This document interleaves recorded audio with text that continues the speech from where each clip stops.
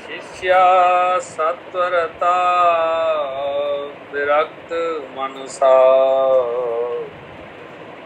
संतो यदिया भवे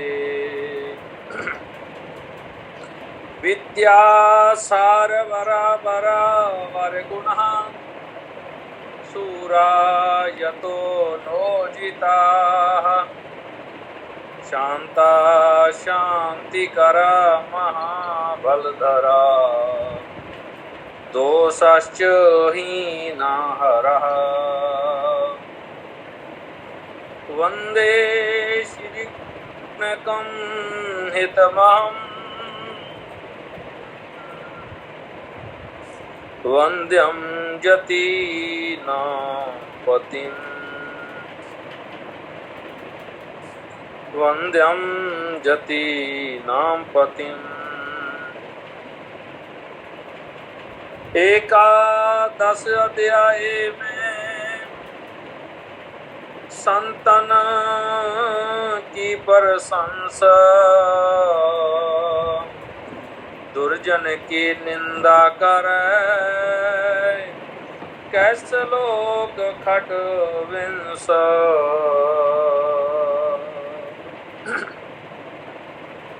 ग्रंथाकार पंडित हरदयाल जी 11वें अध्याय ਦੇ ਵਿੱਚ ਵਰਣਨ ਕਰਦੇ ਨੇ ਵੀ ਸੰਤਾਂ ਦੀ ਪ੍ਰਸ਼ੰਸਾ ਵਿੱਚ ਤੇ ਦੁਰਜਨਾਂ ਦੀ ਨਿੰਦਿਆ ਦੇ ਵਿੱਚ ਮੈਂ 26 ਸ਼ਲੋਕ ਜਿਹੜੇ ਨੇ ਵਰਣਨ ਕਰਨ ਜਾ ਰਿਹਾ। ਪਰ ਇਹ ਸੱਜਣੋ ਆਪ प्रेम भाव नाल इसनूं श्रवण करिए। सवैया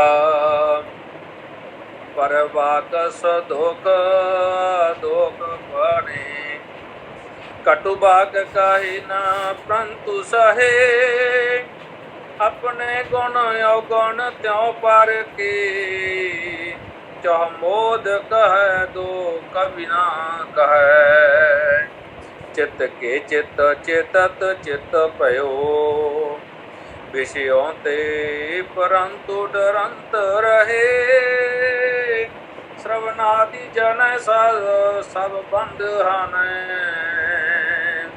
समताम बने पर कांत चाहे। ग्रंथाकार वर्णन करते ने कि इस जीवन दी गाथा मर्यादा है कि भाई सिक्खो एक ईश्वर ने सानू सोझी दिती है, सियाणप दिती है। पर बाक सदोख अदोख पने कोई सानू दुख देने वाले बचन बोलता है, लगन वाली गल बोलता है साडे अंदर, चाहे वह घर भी करती है लगती भी है। पर बुद्धिवान की करे, कहते बुद्धिवान उस वेले बड़ी विचार नाल गहनता नाल उहदा ना जिहड़ा है गौगा ना करे, उहनूं कुछ ना कहे, उस वेले मौन हो जाए, सिस्टम विच रहे। पर वाक सदोख आदोख बने, उन्होंने देख ले भी इहने मैनूं कुछ कहा ही नहीं, आदोख बचन कहे है, दुख दे गल ही नहीं कही। कहंदे कटु बाग कहे ना परंतु सहे, कटु बाग भी कोई कौड़ियां गल्लां भी कह दे, सिद्धियां भी बोल जे तां भी उन्होंने सहार लवे, उहदा मोड़ के बचन ना देवे। भाव प्रतिकर्म दे विच प्रति स्वरूप फल दे विच उहदे विरोध विच कोई भी किसी तरह का मंद वचन मुखों ना उचारण। अपने अवगुण अपने गुण अवगुण त्यों पर के, कहते अपने गुण ते पराए अवगुण कदे भी भुल के भी मुखों ना बोले। चाहे मोद कहे तो कभी ना कहे।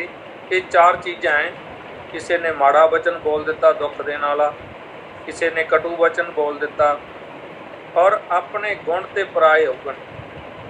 कहते इन्हां विचों दो कहे ते दो कदे ना कहे।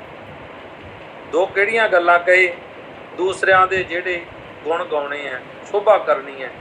अदोख भने भाव ਉਹਦੀ ਗੱਲ ਨੂੰ ਅੰਦਰ ਪੀੜਾ ਨੂੰ ਰੱਖ ਕੇ ਉਹਦੇ ਲਈ ਚੰਗੀ ਗੱਲ ਬੋਲਦੇ ਨੇ ਕਿ ਇਹਨੇ ਮੈਨੂੰ ਕੁਝ ਨਹੀਂ ਕਿਹਾ। ਕਈ ਵਾਰ ਕੋਈ ਬੰਦੇ ਗਲਤ ਬੋਲ ਦਿੰਦੇ ਆ ਨਾ, ਜੇ ਕੋਈ ਪੁੱਛ ਲੈ ਕੀ ਕਹਿੰਦਾ ਤਾਂ ਸਿਆਣੇ ਬੰਦੇ ਉਹ ਗੱਲ ਨੂੰ ਘੁਮਾ ਕੇ ਅੰਦਰ ਪੀ ਜਾਂਦੇ ਆ ਤੇ ਕਹਿੰਦੇ ਕੋਈ ਨਹੀਂ, ਕੋਈ ਗੱਲ ਨਹੀਂ ਕਹੀ, ਕੋਈ ਗੱਲਬਾਤ ਕਰਨੀ ਸੀ।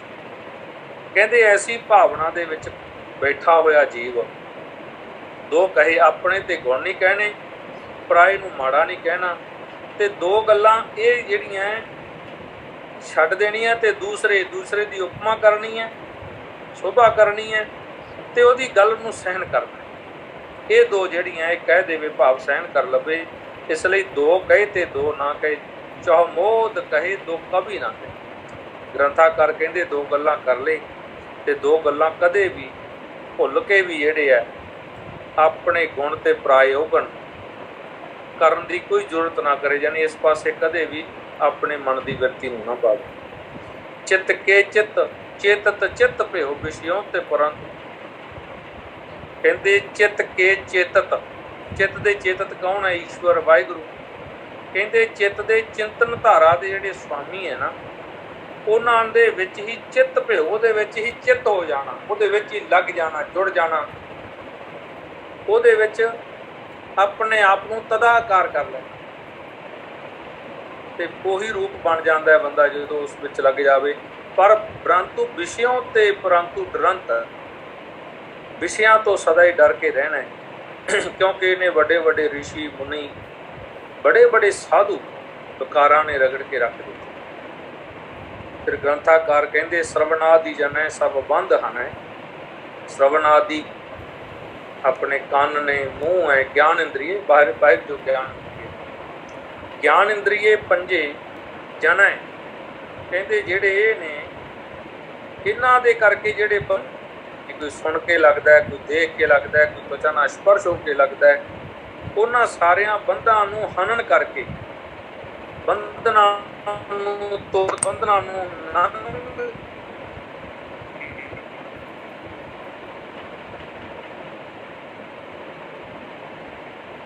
ਸਮਧਾਮ ਬਣਾਏ ਪਰਕਾਂਤ ਚ। ਕਹਿੰਦੇ ਉਹਨਾਂ ਦਾ ਨਾਸ਼ ਕਰਕੇ, ਉਹ ਜਿੰਨੇ ਬੰਧਨ ਹੈ ਉਹਨੂੰ ਖਤਮ ਕਰਕੇ, ਉਹਨਾਂ ਦਾ ਨਾਸ਼ ਕਰਕੇ ਫਿਰ ਜਿਹੜਾ ਤਨ ਤੇ ਘਰ ਜਿਹੜਾ ਹੈ ਸਮਧਾਮ ਬਣਾਏ ਪਰਕਾਂਤ ਚਲੇ। ਕਹਿੰਦੇ ਧਾਮ ਨੂੰ ਤੇ ਆਪਣੇ ਹਿਰਦੇ ਨੂੰ ਮੰਨ ਲਓ, ਘਰ ਨੂੰ ਮੰਨ ਲਓ, ਸਰੀਰ ਨੂੰ ਮੰਨ ਲਓ, ਫਿਰ ਇਕਾਂਤ ਦੇ ਵਿੱਚ ਜਾ ਕੇ ਪ੍ਰਵੇਸ਼ ਹੋ ਜਾਵੇ। ਭਾਵ ਜਦੋਂ ਤੁਸੀਂ ਇਹਨਾਂ ਵਿਸ਼ੇ ਵਿਕਾਰਾਂ ਨੂੰ ਹਨਨ ਕਰ ਲਿਆ ਤਾਂ ਮਨ ਚਿੱਤ ਬਿਰਤੀ ਇੰਨੀ ਇਕਾਗਰ ਹੋ ਜਾਂਦੀ ਹੈ। ਧਿਆਨ ਕਰਨ ਵਾਲੇ, ਮੈਡੀਟੇਸ਼ਨ ਕਰਨ ਵਾਲੇ ਜਿਹੜੇ ਸੱਜਣ ਹੈ, ਸਾਧੂ ਮਹਾਂਪੁਰਸ਼ ਹੈ, ਉਹ ਇਸ ਚੀਜ਼ ਦਾ ਅਨੁਭਵ ਕਰ ਸਕਦੇ ਨੇ ਕਿ ਤੁਸੀਂ ਮਨ ਚਿੱਤ ਬਿਰਤੀ ਨੂੰ ਇਕਾਗਰ ਕਰਕੇ ਜਦ ਬੈਠੋਗੇ, ਪ੍ਰਾਣਾਯਾਮ ਕਰਦੇ ਹੋਏ ਲੰਬੇ ਸਵਾਸਾਂ ਦਾ ਸਿਸਟਮ ਚਲਾਉਂਦੇ ਤਾਂ ਉਸ ਵੇਲੇ ਤੁਹਾਨੂੰ ਇਹ ਮਹਿਸੂਸ ਹੋਵੇਗਾ, ਉੱਠਣ ਦੀ ਇੱਛਾ ਨਹੀਂ ਹੁੰਦੀ ਵੀ ਉੱਠਾਂ ਕਿ ਨਾ ਉੱਠਾਂ। ਸਮਾਂ ਪਤਾ ਹੀ ਨਹੀਂ ਕਿਵੇਂ ਗੁਜ਼ਰਦਾ ਹੈ, ਆਨੰਦ ਦੇ ਵਿੱਚ ਲੱਗ ਜਾਂਦਾ, ਪਤਾ ਹੀ ਲੱਗਦਾ ਕਿੰਨੇ ਘੰਟੇ ਲੰਘ ਜਾਂਦੇ। ਇਸ ਲਈ ਕਹਿੰਦੇ ਸਰਵਨਾਦਿ ਜਨੈ ਸਭ ਬੰਧ ਹਨ। ਵਿਸ਼ੇ ਵਿਕਾਰਾਂ ਨੂੰ ਇੰਦਰੀਆਂ ਨੇ ਖਿੱਚ ਕੇ ਲਿਆਣਾ, ਉਸ ਦੇ ਬੰਧਨਾਂ ਨੂੰ ਕੱਟ ਕੇ ਸਮਧਾਮ ਬਣਾਏ। ਤੇ ਜਿਹੜਾ ਇਹ ਸਰੀਰ ਹੈ, ਇਹ ਭੂਮੀ ਹੈ, ਇਹ ਧਰਤੀ ਹੈ, ਇਹਨੂੰ ਸਮਤਾ ਵਾਲਾ, ਸਮ ਵਾਲਾ, ਸ਼ਾਂਤੀ ਵਾਲਾ ਧਾਮ ਬਣਾ ਲੈਣਾ ਹੈ। ਤੇ ਫਿਰ ਕਹਿੰਦੇ ਉਦੋਂ ਬਾਅਦ ਪਰਕਾਂਤ ਚਾਹੇ, ਤੇ ਕਾਂਤੀ ਚਾਹੀਦੀ ਹੈ, ਇਕਾਂਤ ਚਾਹੀਦਾ। ਇਕਾਂਤ ਹੀ ਇਕਾਂਤ ਜੀਵ ਮੰਗਦਾ ਹੈ, ਇਕਾਂਤ ਪ੍ਰਹਿ ਦਰਸ਼ੀ ਹੋ ਜਾਂਦਾ ਹੈ, ਇਕਾਂਤ ਵਿੱਚ ਉਹਦੀ ਬਿਰਤੀ ਜਿਹੜੀ ਹੈ ਤਦਾਕਾਰ ਹੋ ਜਾਂਦੀ। ਸੰਸਕ੍ਰਿਤ ਵਿੱਚ ਗ੍ਰੰਥਾਕਾਰ ਕਹਿੰਦੇ ਨੇ ਗਰਵੰ ਨੋਦ ਵਹਤੇ ਨ ਨਿੰਦੰਤੀ ਪਰਮ ਨੋ ਭਾਸ਼ਤੇ ਨਿਸ਼ਠੁਰੰ श्रुत्वा काव्यं लक्षणं परंकृतं संतिष्ठते मूकवत् उक्तं केनचित् प्रियं ससहते क्रोधं च न लम्भ्यते दोषांश्च साध्यते गुणान् निगदते चेतास्तां लक्षणं। ग्रंथाकार कहते ਆਪਾਂ ਪਾਛੇਦ ਕਰੀਏ ਤਾਂ ਗਰਭਮ ਨੋਦ ਬਹਿਤੇ ਨਾ ਨਿੰਦਤੀ ਪਰਮ। ਕਹਿੰਦੇ ਜਿਹੜਾ ਇਹ ਜੀਵ ਹੈ ਹਮੇਸ਼ਾ ਕੈਸੀ ਉਪਜੀਵਕਾ ਜੀਵੇ। ਕਹਿੰਦੇ ਜਿਹੜਾ ਕਿਸੇ ਦੀ ਵੀ ਕੋਈ ਵਸਤੂ ਹੈ, ਕਿਸੇ ਦੇ ਕੋਈ ਸਦਗੁਣ ਹੈ, ਪਰਕੱਬ ਹੈ, ਉਸ ਨੂੰ ਦੇਖ ਕੇ ਹਮੇਸ਼ਾ ਹੀ ਸ਼ਰੁਤਵਾ ਕਾਵਿਅਮ ਅਲਕਸ਼ਣਮ ਪਰਿਕ੍ਰਿਤਮ ਸੰਤਿਸ਼ਟੇ ਮੂਕਮ ਮੂਕਬਤ। ਅਸੀਂ ਕਿਸੇ ਸੱਜਣ ਦਾ ਸ਼ਲੋਕ ਸੁਣ ਰਹੇ ਹਾਂ, ਪਰ ਬਾਕ ਸਦੋਖ ਅਦੋਖ ਪਟ। ਹੁਣ ਸ਼ਲੋਕ ਸੁਣਿਆ, ਸ਼ਲੋਕ ਉਹਨੇ ਅਸ਼ੁੱਧ ਬੋਲਤਾ, ਪਰ ਜਿਹੜਾ ਸੱਜਣ ਵਿਦਵਾਨ ਹੁੰਦਾ ਨਾ ਉਹ ਸ਼ਲੋਕ ਨੂੰ ਅਸ਼ੁੱਧ ਬੋਲੇ ਨੂੰ ਅਸ਼ੁੱਧ ਦੱਸਣ ਦੀ ਉਹਦੇ ਵਿੱਚ ਅਭਿਲਾਸ਼ਾ ਨਹੀਂ ਹੁੰਦੀ ਉਹਦੀ ਵੀ ਮੈਂ ਇਹਨੂੰ ਦੱਸਾਂ ਵੀ ਇਹ ਅਸ਼ੁੱਧ ਬੋਲਦਾ, ਨਹੀਂ, ਉਹ ਉਹਨੂੰ ਸ਼ੁੱਧ ਕਰਕੇ ਵਿਅਕਤ ਕਰ ਲੈਂਦਾ। ਇੱਥੇ ਇਹ ਵੀ ਗੱਲ ਆਉਂਦੀ ਹੈ ਵਿਦਵਾਨਾਂ ਦੀ, ਪਰ ਬਾਕ ਸਦੋਖ ਅਦੋਖ ਪਟ। ਗ੍ਰੰਥਾਕਾਰ ਕਹਿੰਦੇ ਕਾਵਿ ਦਾ ਕੋਈ ਕਾਵਿ ਲਿਖ ਰਿਹਾ ਹੋ, ਕੋਈ ਉਹਨੇ ਕਵਿਤਾ ਸੁਰਤਾ ਸੋਈਆ ਬੋਲਿਆ, ਉਹਦੀ ਮਾਤਰਾ ਦੇ ਵਿੱਚ ਵਿਭੰਗਤਾ ਹੋ ਗਈ, ਮਾਤਰਾ ਉਹਦੀ ਜਿਹੜੀ ਹੈ ਘੱਟ ਵੱਧ ਗਈ ਹੋ, ਪਰ ਉਹ ਸੱਜਣ ਜਿਹੜਾ ਗੁਰਮੁਖ ਹੈ, ਜਿਹੜਾ ਵਿਦਵਾਨ ਸੱਜਣ ਹੈ, ਉਹਨੂੰ ਅਦੋਖ ਦੇਖ ਲੈ। ਇਹ ਨਹੀਂ ਦੇਖਦਾ ਵੀ ਇਹਨੇ ਗਲਤ ਬੋਲਤਾ, ਉਹ ਦੇਖਦਾ ਕਿਉਂਕਿ ਇਨਸਾਨ ਗਲਤੀ ਦਾ ਪੁਤਲਾ ਹੈ। ਇਹ ਕਦੋਂ ਵੀ ਜ਼ਬਾਨ ਜਿਹੜੀ ਹੈ ਉਲਟ ਪੁਲਟ ਹੋ ਸਕਦੀ ਹੈ, ਸ਼ੁੱਧ ਸ਼ਬਦ ਕੋਈ ਵੀ ਕਦੇ ਵੀ ਬੋਲ ਸਕਦਾ। ਇਸ ਲਈ ਕਹਿੰਦੇ ਇਹ ਗਲਤੀ ਜੇ ਕਿਤੇ ਹੋ ਵੀ ਗਈ ਤੇ ਸੱਜਣ ਜਿਹੜਾ ਉਹਦੇ ਵਿੱਚ ਕਦੇ ਵੀ ਖੁਸ਼ ਨਾ ਹੋਵੇ। ਪਰਕ੍ਰਿਤਮ ਸੰਤਿਸ਼ਠੇ ਮੂਕਵਤ। ਕਹਿੰਦੇ ਮੌਨ ਹੋ ਕੇ ਬਹਿ ਜੇ, ਉਸ ਦੇ ਵਿੱਚ ਗਰਭਮ ਨੋਤ ਵਹਿਤੇ ਨਾ ਨਿੰਦਤੀ ਪਰਮ। ਕਹਿੰਦੇ ਨਾ ਤੇ ਹੰਕਾਰ ਕਰਨਾ ਤੇ ਨਾ ਹੀ ਕਿਸੇ ਦੀ ਨਿੰਦਿਆ ਕਰਨੀ। ਨੋ ਭਾਸ਼ਤੇ ਨਿਸ਼ਚਰਮ, ਨਾ ਕਿਸੇ ਨੂੰ ਬੋਲਣਾ, ਨਿਸ਼ਚਰ ਹੋ ਕੇ ਆਪਣੇ ਆਪ ਵਿੱਚ ਮਸਤ ਹੋ ਕੇ ਤੁਸੀਂ ਆਪਣੀ ਗੱਲ ਕਰਨੀ ਹੈ। ਨਿਸ਼ਚਰਮ ਸ਼੍ਰੁਤਵਾ ਕਾਵਿਆ ਅਲਕਸ਼ਣਮ ਪਰਿਕ੍ਰਿਤਮ ਸੰਤਿਸ਼ਠੇ ਮੂਕਵਤ। ਕਹਿੰਦੇ ਐਂ ਬੋਲ ਬੈਠਣਾ ਹੈ। ਸੰਤਿਸ਼ਠੇ ਦਾ ਅਰਥ ਹੈ ਸਮਿਕ ਰੂਪ ਨਾਲ ਤਿਸ਼ਠ ਜਾਣਾ, ਬੈਠ ਜਾਣਾ ਹੈ। ਜਿਵੇਂ ਤੁਸੀਂ ਮੂਕਵਤ, ਮੌਨ ਹੋ ਕੇ, ਜਿਵੇਂ ਕਹਿ ਲਓ ਮੂਕ ਕਹਿੰਦੇ ਆ ਗੁੰਗੇ ਦੀ ਤਰ੍ਹਾਂ ਬਹਿ ਜਾ, ਬੋਲਣਾ ਹੀ ਨਹੀਂ। ਕਹਿੰਦੇ ਇਸ ਦੇ ਵਿੱਚ ਕਦੇ ਦਿਲਚਸਪੀ ਲੈਣੀ ਨਹੀਂ, ਇਸ ਭਾਵ ਦੇ ਵਿੱਚ ਆਉਣਾ ਹੀ ਨਹੀਂ ਵੀ ਮੈਂ ਕੋਈ ਗੱਲ ਇਹਨੂੰ ਦੱਸਾਂ, ਇਹਨੂੰ ਬੋਲ ਕੇ ਦੱਸਾਂ, ਯਾਨੀ ਗਰਭ ਤੱਕ ਕਰਨਾ ਹੀ ਨਹੀਂ। ਇਸ ਲਈ ਗ੍ਰੰਥਾਕਾਰ ਕਹਿੰਦੇ ਉਕਤਮ ਕੇਨ ਚਿਦ ਪ੍ਰਿਯਮ ਚਾ ਸਾਹਿਤੇ ਕ੍ਰੋਧਮ ਚਾ ਨ ਲਭ්ਯਤੇ ਦੋਸ਼ਾਂਚ ਸ਼ਾਦਯਤੇ ਗੁਨਾਮ। ਕਹਿੰਦੇ ਉਕਤਮ ਕੇਨ ਚਿਦ ਪ੍ਰਿਯਮ, ਜੇ ਕਿਸੇ ਨੇ ਤੁਹਾਨੂੰ ਅਪ੍ਰਿਯਮ ਸ਼ਬਦ ਬੋਲ ਦਿੱਤਾ, ਮਾੜਾ ਕਿਤੇ ਵੀ ਕਿਤੇ ਕੋਈ ਸ਼ਬਦ ਬੋਲ ਦਿੱਤਾ ਦੁਖਣ ਵਾਲਾ, ਕਸ਼ਟ ਦੇਣ ਵਾਲਾ, ਚਾ ਸਾਹਿਤੇ ਉਹਨੂੰ ਸਹਿਨ ਕਰਨਾ। ਕ੍ਰੋਧਮ ਚਾ ਨਾ ਲੰਬਿਅਤੇ, ਉਹਦੇ ਵਿੱਚ ਕ੍ਰੋਧ ਨਹੀਂ ਕਰਨਾ, ਕ੍ਰੋਧ ਦਾ ਲੰਬਨ ਨਹੀਂ ਕਰਨਾ, ਕ੍ਰੋਧ ਦੇ ਵਿੱਚ ਜਾ ਕੇ ਸ਼ਾਮਲ ਨਹੀਂ ਹੋਣਾ, ਕ੍ਰੋਧ ਨੂੰ ਸਿਰ ਤੇ ਨਹੀਂ ਪਾਉਣਾ ਆਪਦੇ ਵੀ ਕ੍ਰੋਧਾ ਤੁਰਬਿਰਤੀ ਵਿੱਚ ਆ ਜਾਵੋ। ਕਿਉਂਕਿ ਦੋਸ਼ਾਚ ਸਾਧਯਤੇ ਗੁਨਾਹ ਨਿਗਤਤੇ ਚੈਤਾਸਤਾਮ ਲਕਸ਼ਣਮ। ਕਹਿੰਦੇ ਭਾਈ ਸੱਜਣੋ ਇਹ ਸਮਝ ਲਿਓ ਵੀ ਜੇਕਰ ਤੁਸੀਂ ਸ਼ਾਂਤੀ ਚਾਹੁੰਦੇ ਹੋ, ਸਤਾਮ ਲਕਸ਼ਣਮ ਚੈਤਤ ਸਤਾਮ ਲਕਸ਼ਣਮ, ਇਹ ਜਿਹੜੇ ਲੱਛਣ ਨੇ ਸੰਤਾਂ ਦੇ ਸ਼ਾਂਤੀ ਸਰੂਪ ਇਕਾਂਤ ਪ੍ਰਦਰਸ਼ੀਆਂ ਦੇ ਲੱਛਣ ਹੈ ਵੀ ਉਹ ਕਦੇ ਵੀ ਐਸੀ ਗੱਲ ਸੁਣ ਕੇ ਮਨ ਨੂੰ ਕੰਟਰੋਲ ਤੋਂ ਬਾਹਰ ਨਹੀਂ ਹੋਣ ਦਿੰਦੇ।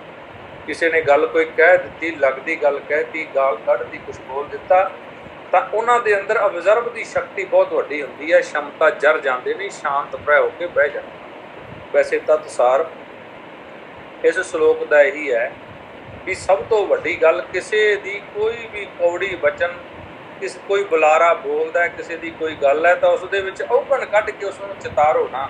ਹੇਠੀ ਦਿਖਾਉਣ ਦੀ ਖਾਤਰ, ਆਪਦੀ ਵਿਦਵਤਾ ਨੂੰ ਦਿਖਾਉਣ ਦੀ ਖਾਤਰ ਕਿਸੇ ਦੇ ਮਨ ਨੂੰ ਠੇਸ ਨਾ ਲਾਓ, ਤੇ ਆਪਦੇ ਗੁਣ, ਆਪਦੀ ਵਡਿਆਈ ਵੀ ਨਹੀਂ ਕਰਨੀ। ਕਈ ਬੰਦਿਆਂ ਦੇ ਵਿੱਚ ਹੁੰਦੀ ਹੈ, ਮੇਰੇ ਵਰਗਿਆਂ 'ਚ। ਇਸ ਲਈ ਵਡਿਆਈ ਤੋਂ ਵੀ ਬਚਣਾ। ਇਸ ਲਈ ਸਦਾ ਹੀ ਜੇ ਗੁਣ ਕਹਿਣੇ ਆ ਤੇ ਦੂਸਰੇ ਦੇ ਪਰਾਏ ਗੁਣ ਕਹਿਣੇ ਆ, ਸਾਹਮਣੇ ਵਾਲੇ ਦੇ ਗੁਣ ਕਹਿਣੇ। ਐਸੀ ਭਾਵਨਾ ਬਣਾ ਕੇ ਜ਼ਿੰਦਗੀ ਜਿਉਣੀ ਹੈ। ਗ੍ਰੰਥਾਕਾਰ ਕਹਿੰਦੇ ਦੋ ਕਹੇ ਤੇ ਦੋ ਕਦੇ ਨਾ ਗੱਲ। ਇੱਧਰ ਗ੍ਰੰਥਾਕਾਰ ਕਹਿੰਦੇ ਭਾਈ ਸੱਜਣਾ ਤੂੰ ਵੇਖ ਲਾ ਵੀ ਕ੍ਰੋਧ ਦਾ ਲੰਬਨ ਨਹੀਂ ਕਰਨਾ, ਤੇ ਦੋਸ਼ ਜਿੰਨੇ ਵੀ ਆ ਨਾ ਇਹ ਸਾਰਿਆਂ ਨੂੰ ਸ਼ਾਦਿਆ ਤੇ ਗੁਨਾਹ ਨਿਗਤ ਤੇ ਚੈਤਾਸਤਾ ਲਕਸ਼ਣਮ। ਕਹਿੰਦੇ ਜਿਹੜੇ ਚੈਤਤ ਸਤਾਮ ਲਕਸ਼ਣਮ, ਸੰਤਾਂ ਦੇ ਤਾਂ ਲੱਛਣ ਇਹ ਹੈ, ਇਹ ਤਤ ਚਾ ਇਹ ਤਤ ਸੰਤਾਮ ਲਕਸ਼ਣਮ, ਸੰਤਾਂ ਦੇ ਲੱਛਣ ਹੈ ਕਿ ਤੂੰ ਆਪਦੇ ਆਪ ਨੂੰ ਕੰਟਰੋਲ ਵਿੱਚ ਰੱਖਣਾ ਹੈ ਤੇ ਜਿਹੜਾ ਹੈ ਸਮਦ੍ਰਿਸ਼ਟੀ ਵਾਲੇ ਸਥਾਨ ਤੇ ਰਹਿਣਾ, ਇਕਾਂਤ ਪ੍ਰਦਰਸ਼ੀ ਬਣ ਕੇ ਜ਼ਿੰਦਗੀ ਜਾਪਨ ਕਰਨੀ।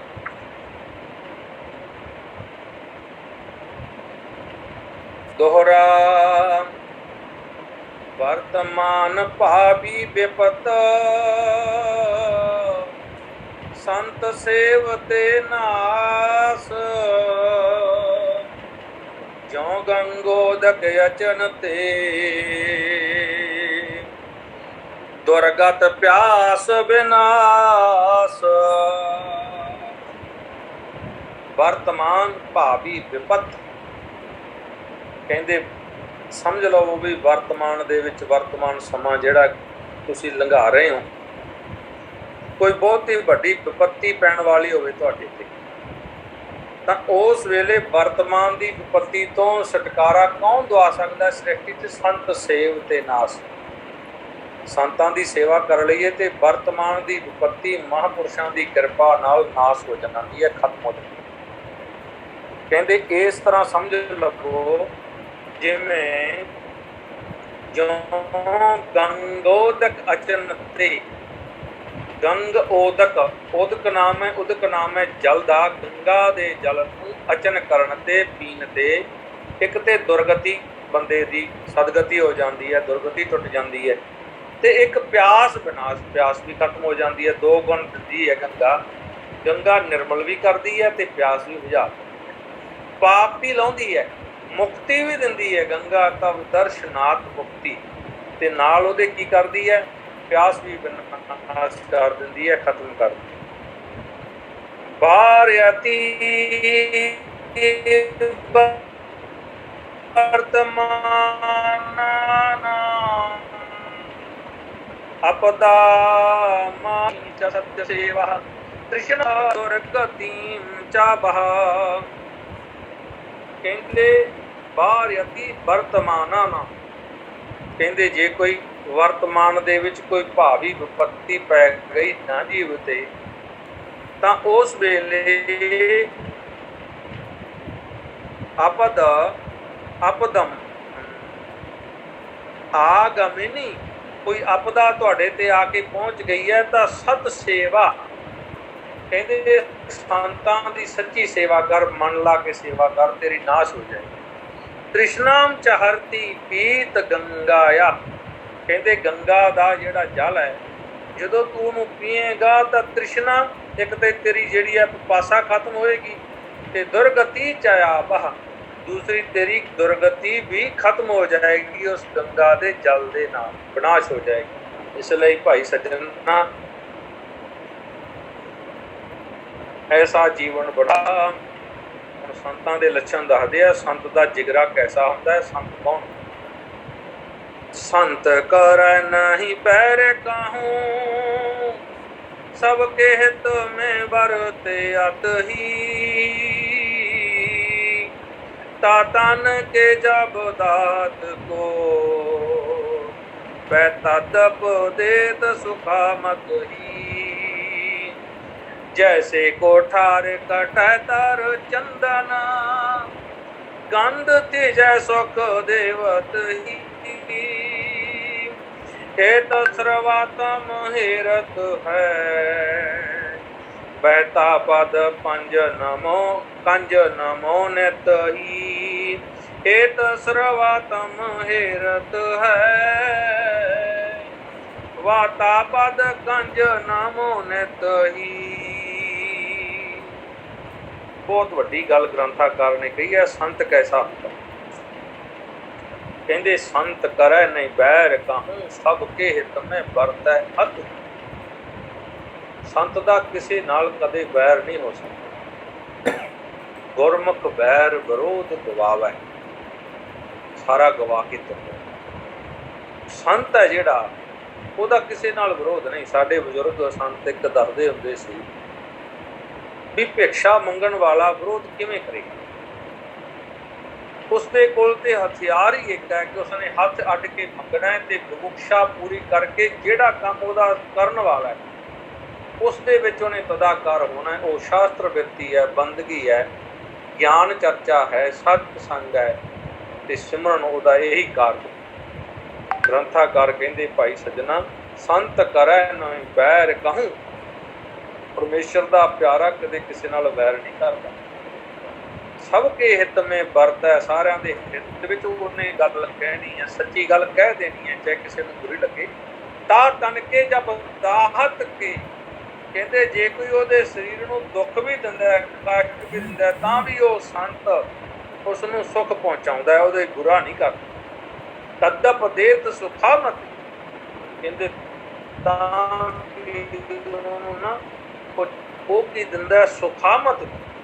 ਕਈ ਫਕੀਰਾਂ ਦੇ ਪ੍ਰਸੰਗ ਸੁਣੇ ਆ, ਦੁਸ਼ਮਣ ਨੇ ਆ ਕੇ ਤੇਗ ਮਾਰੀ ਤੇ ਉਹਨੇ ਕਿਹਾ ਵੀ ਨਹੀਂ ਇਹਨੂੰ ਕੁੱਟੋ ਨਾ, ਇਹ ਗਰਮੀ ਵਿੱਚੋਂ ਆਇਆ, ਇਹਨੂੰ ਵੇਖੋ ਕਿੰਨਾ ਪਸੀਨਾ ਆਇਆ, ਇਹਨੂੰ ਪਹਿਲਾਂ ਤੁਸੀਂ ਸ਼ਰਬਤ ਪਿਆਓ। ਚੰਦਨ ਦੀ ਸ਼ਰਬਤ ਉਹਨੂੰ ਬਣਾ ਕੇ ਪਿਆਈ ਗਈ। ਉਸ ਤੋਂ ਬਾਅਦ ਫਕੀਰ ਨੇ ਕਿਹਾ ਵੀ ਕੋਈ ਗੱਲ ਨਹੀਂ, ਇਹਨੇ ਬੜਾ ਪ੍ਰਯਾਸ ਕਰਕੇ ਮੇਰੇ ਤੇ ਵਾਰ ਕੀਤਾ, ਇਹਨੂੰ ਮਾਰ। ਇਸ ਲਈ ਸ਼ੇਖ ਸਾਦੀ ਨੇ ਗੁਲਸਤਾਨ ਵਿੱਚ ਲਿਖਿਆ ਵੀ ਤੰਬੂਰਾ ਉਹਦੇ ਸਿਰ ਤੇ ਮਾਰਿਆ ਕਿਸੇ ਨੇ, ਤੰਬੂਰਾ ਟੁੱਟ ਗਿਆ। ਉਹ ਫਕੀਰ ਨੇ ਦੂਸਰੇ ਦਿਨ ਤੰਬੂਰਾ ਲਿਆ ਕੇ ਉਸਨੂੰ ਨਵਾਂ ਦਿੱਤਾ ਤੇ ਉਹਨੂੰ ਕਿਹਾ ਵੀ ਲੈ ਭਾਈ ਸੱਜਣਾ, ਕੱਲ ਤੇਰਾ ਤੰਬੂਰਾ ਟੁੱਟ ਗਿਆ ਸੀ, ਮੈਂ ਇਹੀ ਸੋਚਦਾ ਰਿਹਾ ਵੀ ਤੰਬੂਰਾ ਦਾ ਤੇਰਾ ਜੀਵਨ ਦਾ ਮਾਧਿਅਮ ਹੈ, ਤੂੰ ਇਸ ਨਾਲ ਕਮਾ ਕੇ ਧਨ ਖਾਣਾ ਹੈ ਤੇ ਕੱਲ ਨੂੰ ਕੀ ਖਾਏਗਾ, ਲੈ ਤੰਬੂਰਾ ਨਵਾਂ ਲੈ ਲੈ। ਉਹ ਸ਼ਰਾਬੀ ਸੀ, ਚੱਲ ਨਹੀਂ ਡਿੱਗ ਗਿਆ। ਇਸ ਲਈ ਸੰਤ ਦਾ ਸੁਭਾਅ ਐਸਾ ਹੋਣਾ ਚਾਹੀਦਾ ਹੈ, ਜੈਸੇ ਕੁਠਾਰ ਕਟਾਏ ਤਰ ਚੰਦਨ। ਕਹਿੰਦੇ ਤਰ ਤਰ ਨਾਮ ਬ੍ਰਿਕਸ਼ ਦਾ ਹੈ, ਚੰਦਨ ਦੇ ਬ੍ਰਿਕਸ਼ ਨੂੰ ਕੁਠਾਰ ਨਾਮ ਹੈ ਜਿਹੜਾ ਕੁਹਾੜੇ ਦਾ ਹੈ। ਗੰਧ ਤੇਜੈ ਸੁਖ ਦੇਵਤ ਹੀ ਜਦੋਂ ਕੱਢਦਾ ਹੈ ਨਾ ਕੁਹਾੜੇ ਦੇ ਨਾਲ ਚੰਦਨ, ਉਹ ਜਦੋਂ ਟੱਕ ਮਾਰਦਾ ਤੇ ਉਹ ਸੁਗੰਧੀਆਂ ਦੀਆਂ ਬੁਛਾੜਾਂ ਬਾਹਰ ਸਕਦਾ ਹੈ। ਸੁਗੰਧੀ ਉਸਦੇ ਪਾਣੀ ਵਿੱਚੋਂ, ਉਸਦੀ ਲੱਕੜੀ ਦੇ ਵਿੱਚੋਂ ਆਉਣੀ ਸ਼ੁਰੂ ਹੋ ਜਾਂਦੀ। ਕਹਿੰਦੇ ਸੰਤ ਦਾ ਸੁਭਾਅ ਐਸਾ ਚਾਹੀਦਾ ਹੈ। ਹੇਤ ਸਰਵਾਤਮ ਹੇਰਤ ਹੈ, ਬੈਤਾ ਪਦ ਕੰਜ ਨਮੋ ਨਮ ਨਤੀ। ਕਹਿੰਦੇ ਇਹ ਸਾਰੇ ਪਰਮੇਸ਼ਵਰ ਦੀ ਜਿਹੜੀ ਕਿਰਪਾ ਦ੍ਰਿਸ਼ਟੀ ਹੈ ਨਾ, ਜਿਸ ਦੇ ਵਿੱਚ ਆਪਾਂ ਦੇਖਦੇ ਹਾਂ ਤੇ ਜਿਹਦੇ ਵਿੱਚ ਇਹ ਸਾਰੇ ਸਦਗੁਣ ਨੇ, ਐਸੇ ਸੰਤ ਨੂੰ ਮੇਰੀ ਸਦਾ ਹੀ ਨਮਸਕਾਰ ਹੈ। ਹੇਤ ਸਰਵਾਤਮ ਹੇਰਤ ਹੈ। ਇਹ ਜਿਹੜਾ ਹੇਤੂ ਈਸ਼ਵਰ ਨੂੰ ਮਿਲਣ ਦੇ ਜਾਂ ਈਸ਼ਵਰ ਦੇ ਗੁਣ ਗਾਉਣ ਵਾਲਾ ਹੇਤੂ ਕਾਰਨ ਬਣਦਾ ਹੈ। ਕਹਿੰਦੇ ਕਾਰਨ ਇਹੀ ਹੈ, ਇਹੀ ਢੰਗ ਹੈ ਵੀ ਉਹ ਵਾਹਿਗੁਰੂ ਹੈ ਜਿਹੜਾ ਈਸ਼ਵਰ ਹੈ, ਉਹ ਸਾਰਿਆਂ ਨੂੰ ਦੇਖ ਰਿਹਾ, ਸਾਰਿਆਂ ਉੱਪਰ ਉਹਦੀ ਕਿਰਪਾ ਦ੍ਰਿਸ਼ਟੀ ਹੈ। ਸੰਤ ਨੂੰ ਇਹ ਪਤਾ ਹੁੰਦਾ ਹੈ ਵੀ ਮੇਰਾ ਵਾਹਿਗੁਰੂ ਦੇਖ ਰਿਹਾ, ਮੈਂ ਉਹ ਤੋਂ ਭੱਜ ਨਹੀਂ ਸਕਦਾ। ਇਸ ਲਈ ਤਾ ਪਦ ਕੰਜ ਨਮੋ ਨਮ ਹੀ ਨਿਤ ਹੀ। ਗ੍ਰੰਥਾਕਾਰ ਕਹਿੰਦੇ ਮੇਰੀ ਉਸ ਦੇ ਚਰਨਾਂ ਵਿੱਚ ਬੇਨਤੀ ਹੈ, ਪ੍ਰਾਰਥਨਾ ਹੈ, ਇਹ ਸੱਚਾ ਪਾਤਸ਼ਾਹ ਸ਼ਾਂਤੀ ਤੇ ਗੁਰੂ ਦੇ ਨਾਮ ਦੀ ਦਾਤ। ਸੁਜਨੋ ਨ ਜਾਤੀ ਬੈਰਮ ਪਰਹਿਤ ਨਿਰਤੋ, ਵਿਨਾਸ਼ ਕਾਲੇ ਪੀ ਛੇद्यपि ਚੰਦਨ ਤਰੂ, ਸੁਰ ਭਯਾਯਤੀ ਮੁਖਮ ਕੁਠਾਰਸਯ। ਗ੍ਰੰਥਾਕਾਰ ਕਹਿੰਦੇ ਭਾਈ ਦੇਖ ਲੈ, ਸੁਜਨੋਨ ਜਿਹੜੇ ਸੱਜਣ ਲੋਕ ਹੈ ਨਾ, ਸ੍ਰੇਸ਼ਟ ਜਨ, ਸੁਸ਼ਠੂ ਜਨ, ਸ੍ਰੇਸ਼ਟ ਜਨ, ਜਾਤੀ ਬੈਰਮ ਪਰਹਿਤ ਨਿਰਤੋ। ਕਹਿੰਦੇ ਪਰਹਿਤ ਦੇ ਵਿੱਚ ਰਹਿੰਦੇ ਨੇ, ਕਿਸੇ ਨਾਲ ਜਾਤੀ ਵੈਰ ਨਹੀਂ ਕਰਦੇ, ਨਾ ਜਾਤੀ ਵੈਰ। ਸੱਜਣਾ ਦਾ ਕਿਸੇ ਨਾਲ ਜਾਤੀ ਵੈਰ ਨਹੀਂ ਹੁੰਦਾ। ਪਰਹਿਤ ਨਿਰਤੋ ਵਿਨਾਸ਼ ਕਾਲੇ ਵੀ ਛੇद्यपि। ਕਹਿੰਦੇ ਕੁਛ ਵੀ ਹੋ ਜਾਵੇ ਉਹ ਕਦੇ ਵੀ ਕਿਸੇ ਦਾ ਬੁਰਾ ਨਹੀਂ ਚਾਹੁੰਦੇ, ਪਰਹਿਤ ਵਿੱਚ ਰਹਿੰਦੇ ਨੇ ਸਦਾ ਹੀ।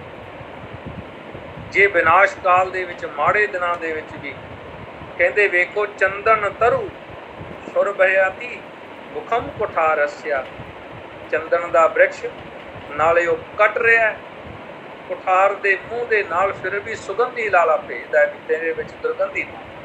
ਮੇਰੇ ਕੋਲ ਅਸ਼ੁਭ ਗੁਣ ਹੈ, ਇਹ ਸ਼ਾਂਤੀ ਹੈ, ਆ ਰਸ ਹੈ ਮੇਰਾ, ਤੂੰ ਲੈ ਜਾ, ਤੇਰੇ ਕੰਮ ਆਏਗਾ। ਸੰਤ ਵਿੱਚ ਇੰਨੀ ਸ਼ਾਂਤੀ ਤੇ ਸਦਗੁਣ ਹੁੰਦੇ ਨੇ।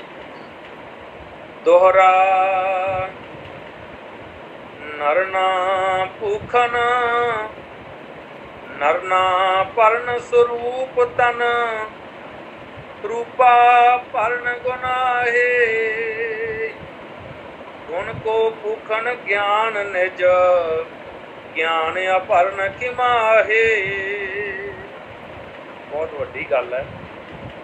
कहते नरन अपर्ण स्वरूप नरन नरन नाम है मनुष्य का। ਇਹਦਾ अपहरण गहना की है? कहते स्वरूप तन सुंदरता ਇਹਦਾ गहना है। सब तो ਵੱਡਾ सुंदरता ਇਹਦਾ गहना है मनुष्य का। सुंदर रूपा भरण गुना है। कहते सुंदर स्वरूप ਇਹਦਾ ਤੇ सुंदर स्वरूप का गहना की है? कहते गुनाह है, गुण होने, गुणवान होवे। सृष्टि विच आपां की मंगदे हां भी ਇਹ ईश्वर सानू जे बच्चा दें ते बड़ा सुंदर होवे, ढील वाला होवे, सारे गुण मंगदे। ये कहंदे जे सुंदर भी हो गया ते होर की गुण होवे? बंदियां विचों सब तो पहला तां सुंदर नूं लोग देखदे आ, सुंदर ते बाद भी ਉਹਦੇ ਵਿੱਚ सदगुण होने चाहिए। रूपा भरण गुनाहे, रूप ਦਾ ਵੀ ਤਾਂ ਹੀ ਸੋਹਣੇ ਦਾ ਫਾਇਦਾ ਹੈ ਜੇ ਉਹਦੇ ਵਿੱਚ ਗੁਣ ਹੋਣ। ਕਿ ਗੁਣ ਕੋ ਭੂਖਣ, ਗੁਣੇ ਵੀ ਵਧੇਰੇ ਦੇਖੇ ਜਾਂਦੇ ਆ, ਪਰ ਕਹਿੰਦੇ ਗੁਣ ਕੋ ਭੂਖਣ ਗਿਆਨ ਨਿਜ ਨਿਜ ਗਿਆਨ, ਆਪਣਾ ਗਿਆਨ। ਗੁਣਾਂ ਦਾ ਵੀ ਤਾਂ ਹੀ ਫਾਇਦਾ ਜੇ ਆਪਣਾ ਗਿਆਨ ਹੋਵੇ, ਆਪਣੇ ਆਪ ਨੂੰ ਮਨੁੱਖ ਜਾਣਦਾ, ਆਪਣੇ ਸਵਰੂਪ ਦਾ ਗਿਆਨ ਹੋਵੇ, ਆਤਮਿਕ ਗਿਆਨ ਹੋਵੇ, ਆਤਮਿਕ ਉન્નਤੀ ਦੇ ਵਿੱਚ ਉਲਾਸ ਚੱਲਦਾ ਹੋਵੇ, ਉਸਦਾ ਅਧਿਆਤਮ ਮਾਰਗ ਦਾ ਬੰਦੀ ਹੋਵੇ, ਆਪ ਦੇ ਤੁਰਨ ਦਾ ਗਿਆਨ ਹੋਵੇ, ਖਾਣ ਦਾ ਗਿਆਨ ਹੋਵੇ, ਬੈਠਣ ਦਾ ਗਿਆਨ ਹੋਵੇ, ਆਪਣੇ ਆਪ ਵਿੱਚ ਮਕਸਦ ਹੋਵੇ।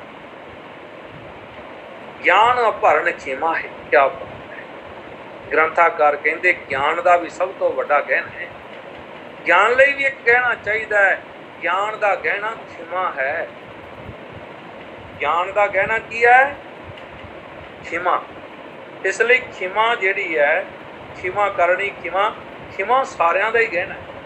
ਤੇ ਜਿਹਦੇ ਕੋਲ ਖਿਮਾ ਹੈ ਨਾ, ਸੱਚ ਜਾਣਿਓ, ਉਹ ਦੁਨੀਆ ਦਾ ਸਭ ਤੋਂ ਵੱਡਾ ਬਾਦਸ਼ਾਹ ਹੈ। ਜਿਹੜਾ ਮਾਫ ਕਰਨ, ਖਿਮਾ ਕਰਨ ਜਾਣਦਾ ਦੁਸ਼ਮਣ, ਪਾਪੀ ਨੂੰ ਜਾਂ ਕਿਸੇ ਨੂੰ ਵੀ, ਉਹ ਸਭ ਤੋਂ ਵੱਡਾ ਦੁਨੀਆ ਦਾ ਜਿਹੜਾ ਮੰਨ ਲਓ ਅਮੀਰ ਪੁਰਸ਼ ਹੈ, ਜਿਸ ਦੇ ਵਿੱਚ ਇਹ ਸਦਗੁਣ ਨੇ, ਸਭ ਤੋਂ ਜ਼ਿਆਦਾ ਬੁੱਧੀਵਾਨ।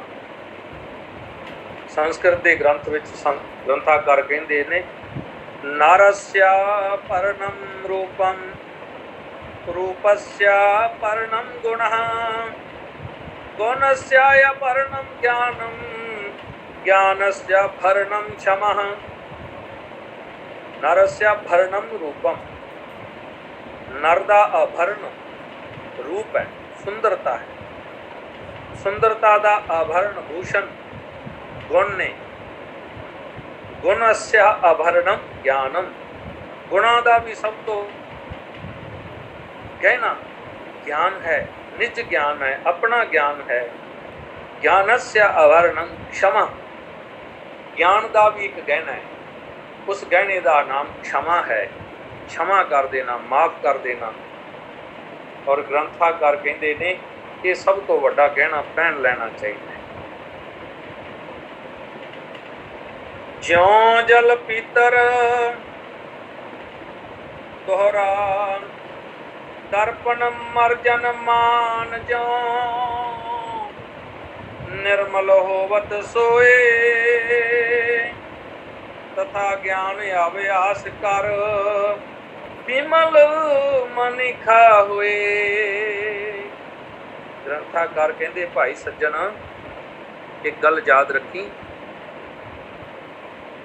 ਦਰਪਣ ਮਰਜਨ ਮਾਨ ਜਿਉਂ, ਜਿਹੜਾ ਦਰਪਣ ਹੈ ਨਾ, ਉਹਨੂੰ ਜਦੋਂ ਤੂੰ ਸਾਫ਼ ਕਰੇਗਾ ਤਾਂ ਕਹਿੰਦੇ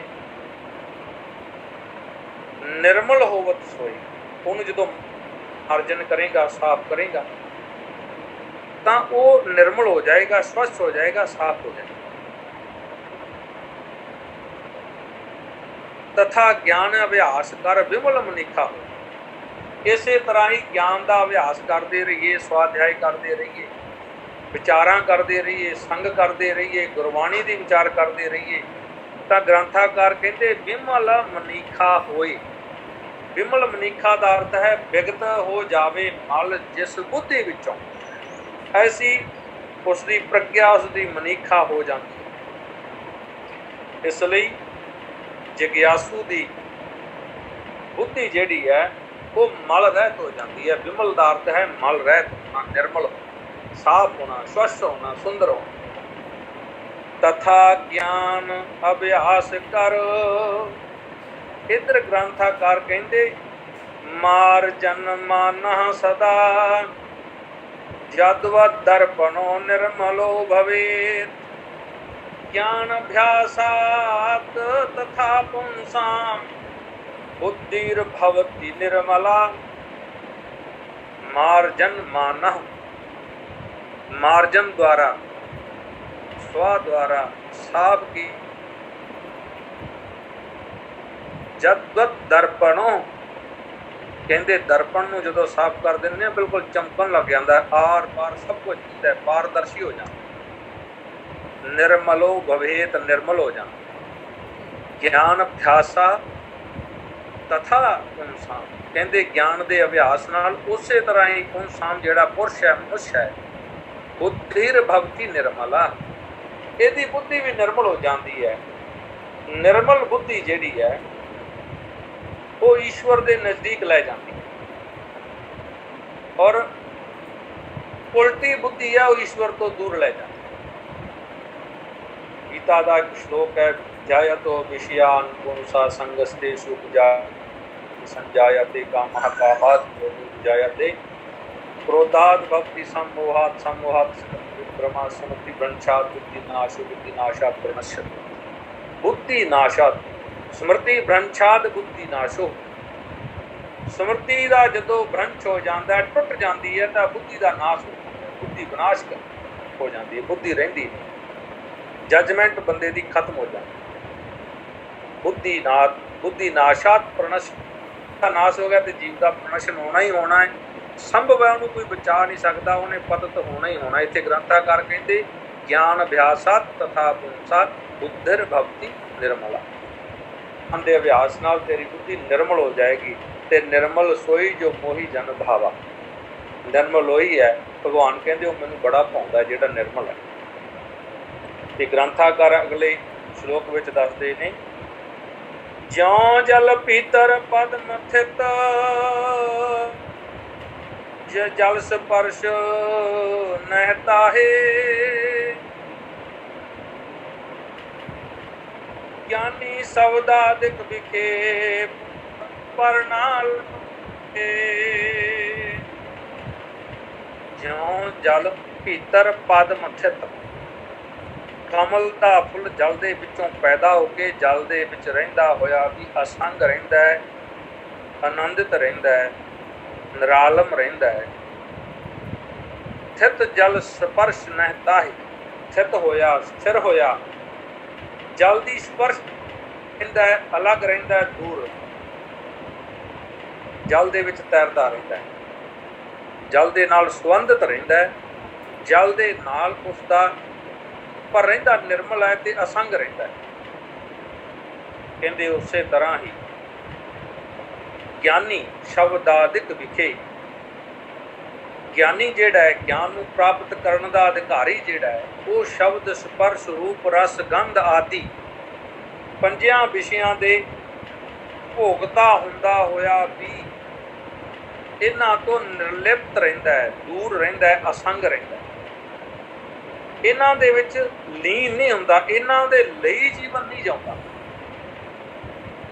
ਉਹ ਜੀਵਨ ਜਿਉਂਦਾ ਤੇ ਆਪਣੀ ਸਾਧਨਾ ਲਈ ਜਿਉਂਦਾ ਹੈ। ਉਹਨੂੰ ਪਤਾ ਹੁੰਦਾ ਹੈ ਵੀ ਇਹ ਮੇਰੇ ਵਿਸ਼ੇ ਨੇ, ਇਹਨਾਂ ਨੂੰ ਭੋਗਣਾ ਵੀ ਮੇਰੀ ਇੱਕ ਮਨੁੱਖਤਵ ਸਰੀਰ ਦਾ ਇੱਕ ਧਰਮ ਹੈ, ਪ੍ਰਕਿਰਤੀ ਹੈ, ਪਰ ਫਿਰ ਵੀ ਉਹ ਆਸੰਗ ਰਹਿ ਕੇ ਆਨੰਦਿਤ ਰਹਿੰਦਾ ਹੈ, ਇਹਨਾਂ ਦੇ ਵਿੱਚ ਕਦੇ ਲੀਨ ਨਹੀਂ ਹੁੰਦਾ। ਇਸ ਲਈ ਗ੍ਰੰਥਾਕਾਰ ਕਹਿੰਦੇ ਭਾਈ ਸੱਜਣ ਸਮਝ ਲੈ, ਪਦਮਸਿਆ ਚਾ ਜਥਾ ਤੋਏ पत्रम तेन न लिप्यते शब्दादि विषयान भुंजस ਤਦ ਵਿਗਿਆਨੀ ਨਾ ਲਿਪਿਅਤੇ। ਕਹਿੰਦੇ ਪਦਮਸਿਆ ਚਾ ਯਥਾ ਤੋਏ ਪੱਤਰਮ ਤੇਨ ਨਾ ਲਿਪਿਅਤ। ਕਹਿੰਦੇ ਜਲ ਦੇ ਵਿੱਚ ਰਹਿੰਦਾ ਹੋਇਆ ਪਦਮ ਦਾ ਜਿਹੜਾ ਕਮਲ ਦਾ ਫੁੱਲ ਹੈ ਉਹ ਲਿਪਾਈਮਾਨ ਨਹੀਂ, ਤੇਨ ਨਾ ਲਿਪਿਅਤ, ਉਹਦੇ ਵਿੱਚ ਲਿਪਤ ਨਹੀਂ ਹੁੰਦਾ। ਸ਼ਬਦਾਦਿ ਵਿਸ਼ਿਆਨ, ਕਹਿੰਦੇ ਸ਼ਬਦਾਦਿਕ ਵਿਸ਼ਿਆਤ ਗੁੰਜਮ,